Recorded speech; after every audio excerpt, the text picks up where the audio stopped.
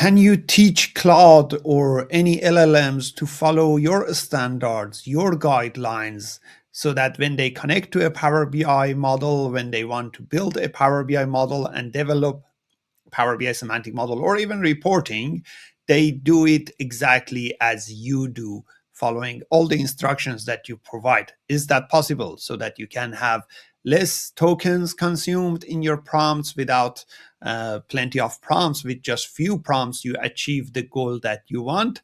Yes, it is possible. I'm going to show you in this video how you can do that. My name is Reza Rad from Radacat.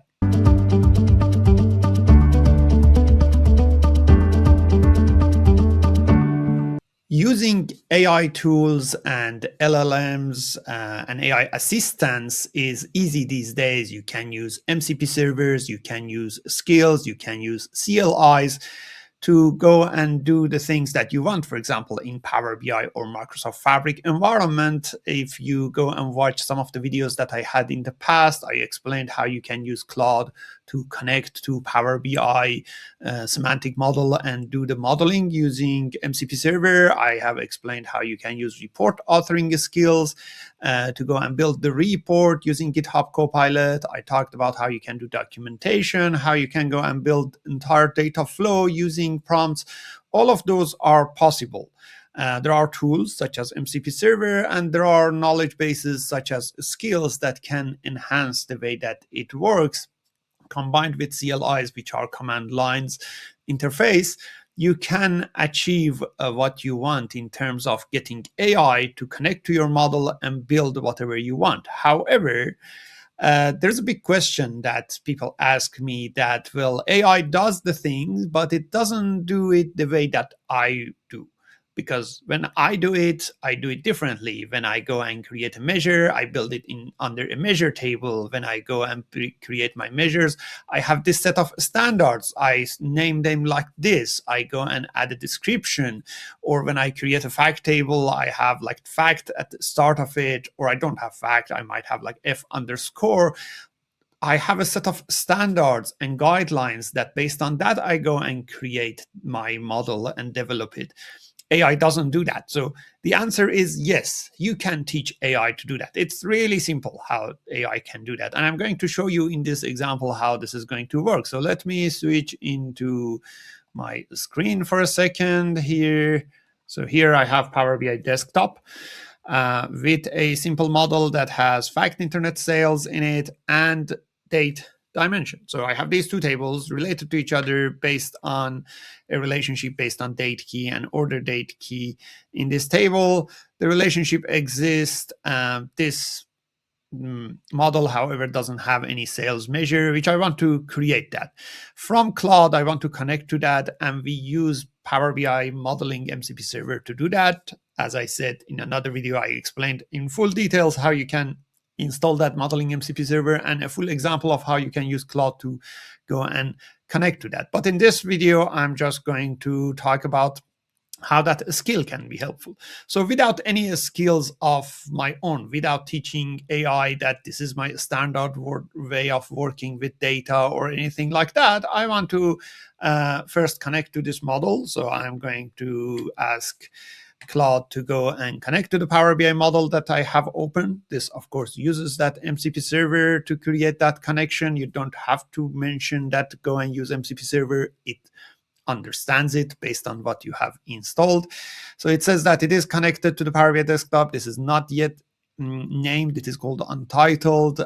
What do you want me to do? And I'm going to say, well, I want to create 3 sales measure from this: sales amount, total sales, sales year to the from the sales amount. I want to create 3 measures: total sales, sales YTD, and sales same period last year.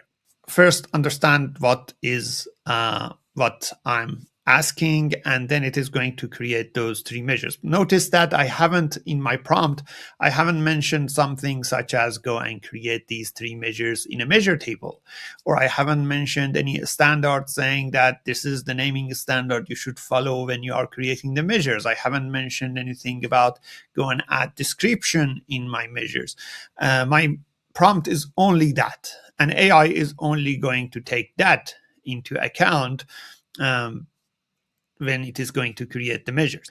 So as you can see, this tells me that it is going to create all three measures inside the fact internet sales table for me.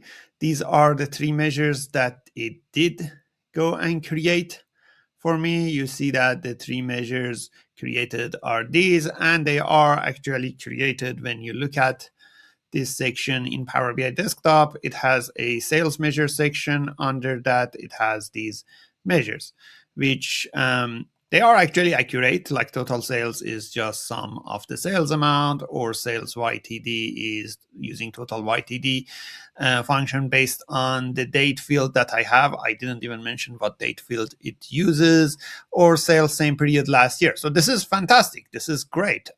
Without even telling that go and use this field in the date table, it found out which field it should use because that was the full date field available over there. These are great, but this is not the way that I would work in Power BI model. If I'm working in a Power BI model, I would do it differently. First, I would have create a measure table if it doesn't exist. If it does exist, I would create those measures under that table. If it doesn't exist, I would go and create the measure table for me. Once I go and create these measures under that table, I would put it under a display folder. So this part, it actually did it itself, create a display folder, but I want to make sure that this is always the case. It's not just happening once or twice. Another thing is that I would add some descriptions. You see, there is no descriptions at the moment. When I hover on this, it just gives me the name of that. There is no description. So I want to teach AI, in this case Claude, to go and do it the way that I want, not the way that you are just creating by yourself. There are two ways to do that. Of course, I can enhance my prompt. I can say, well, move these into a measure table, send another prompt with more details. Every prompt and every action, of course, takes some tokens. In AI world, these tokens would cost you something, because depending on what subscription level you are with Claude or GitHub Copilot or any of these, you have limited number of tokens. So best is to optimize it. So not only that I'm going to teach AI to use the standards that I want, but I'm going to also optimize my token count. So how would we do that? We use skills. What is a skill? A skill is a file that you go and build, and inside that file you provide all the instructions.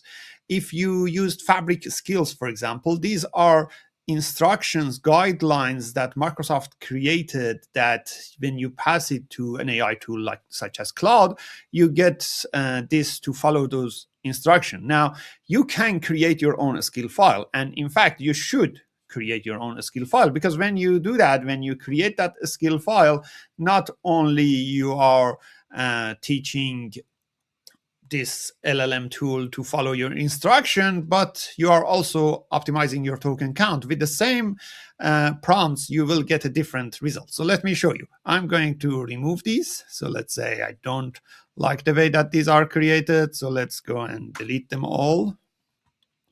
And I'm going to also delete that display folder. It is actually deleted already with the measures. So I'm going to do it differently. This time I'm going to say customize. Under the customize, I'm going to add a skill. So again, in there here, customize, and for each of the AI tools, it might be in a different place, but it is always called skill.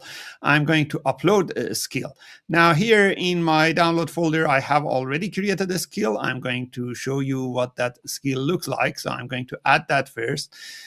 This is the skill. When I go there, in this skill, which is called measure table convention, I mentioned that always use a dedicated measure table. And this is an example of what the measure table would look like. I mentioned that organize measures in their display folder area. For example, anything that is related to sales goes under sales. I explained about things that this is, don't use abbreviation. In my case, I don't like using abbreviation. I want to have names that are fully readable from the user point of view. So I said, this is a bad name. This is a good name, right? Just an example. I also mentioned that add a description to every measure. For example, if this is a measure, description is something like that. So a skill file, which you can actually go and create it in a notepad, is a really good file that you can have all your instruction. In this case, my skill file is this. So you can actually go and create it in the notepad, or you can even get AI to build it for you. You can send this set of instruction and say, compile it into a skill file for me, right? So this is the same skill file that we have here. As you can see, measure table convention. This is how the measure table should be created. This is like organize these, but I haven't wrote all of these. I have started with a simple text file first, and this is where my simple text file when I started is. So I started with this text file, which I explained, created in this, added in the relevant display folder, but the rest is like AI itself enhanced that and saved it as a skill. So you can build that skill really easily. Once you created that skill and once you added that skill over here, you see that this skill is already there. And I'm going to do the same thing this time using another chat window. Let's see how this time it responds. So I'm going to say exactly the same thing. I'm saying that connect to the Power BI semantic model that I have open. This part wouldn't be any different because in my skill file, I didn't mention anything about creating this connection. So that would still use the same MCP server connection with the same setup that I had before. You see, it is connected. Now, this time I'm going to ask again the same prompt. I even copy and paste that prompt. I'm going to ask the same thing. Create 3 measures from the sales amount, total sales, sales YTD, sales, same period last year. Let's see how it performs this time. Again, this is using the same MCP server, but this time it has instructions. When it is trying to do that, you see it says that measure table convention skill is loaded. I didn't tell this to go and use that skill. It automatically knows that. You can, of course, go and build a project in Claude and upload this skill so that whenever you are using that project, it uses that. But the way that I used it, no matter which project, which chat I'm using, this always knows that skill. And you can make a really long skill of all the naming convention that you have, all the requirements that you would go through, all the standards that you would go through when you create such a semantic model or when you develop it yourself, so that AI can act on your behalf. It can be exactly similar to you doing the thing, so that you don't need to pass so many prompts to get the result. So here you can see that it tells me that there is no measure table yet.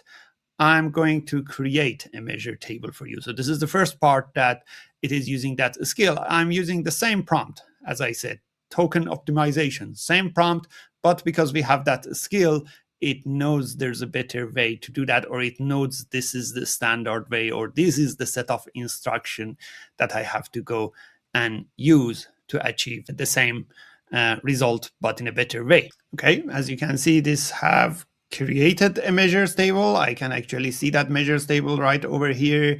It's a separate table. Now it is going to add 3 sales measures under that.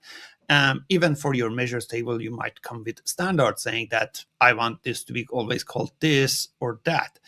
It is also created the measures under that too, and you can see that they are created under the sales folder. These are the measures. You see that they are all using proper full name, no abbreviations, because this is what I asked this to do in the skill file.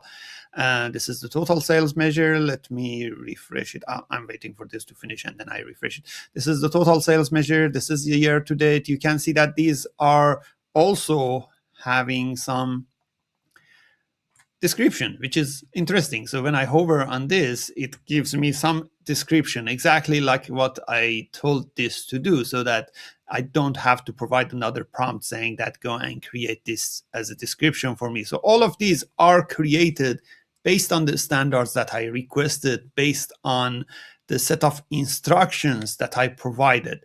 This is really important when you work with AI to do coding or development. It is really important to use your skill file, your own skill file. If you say, I'm going to use Fabric skills, or I'm using this skill provided by the community, that's not enough. You have to customize it, or you have to add your skill on top of it, because the way that you work might be different. The way that you have some standards in your organization might be different as well. It is important that you follow the instructions that you have. So create that as a skill file. It's a really simple process. It doesn't matter if you use Claude. It doesn't matter if you use GitHub Copilot, Codex, or any of these AI assistance tools. They can all accept your skill file. And using that, you will have less prompt to sense, but you achieve the better results that you want. That way you are optimizing your tokens usage, as well as you are creating the model much more similar to the way that you would do it if it was yourself.